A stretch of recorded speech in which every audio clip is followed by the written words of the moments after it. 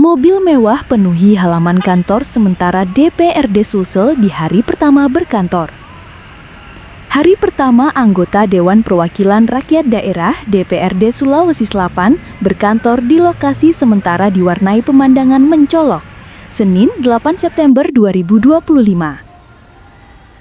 Kegiatan paripurna digelar di Aula Dinas Bina Marga dan Bina Konstruksi, BMBK Sulsel, Jalan AP Petarani, Makassar, pasca kebakaran gedung DPRD Sulsel pada 29 Agustus lalu. Para anggota dewan datang satu persatu dengan mobil-mobil mewah yang langsung menarik perhatian masyarakat sekitar.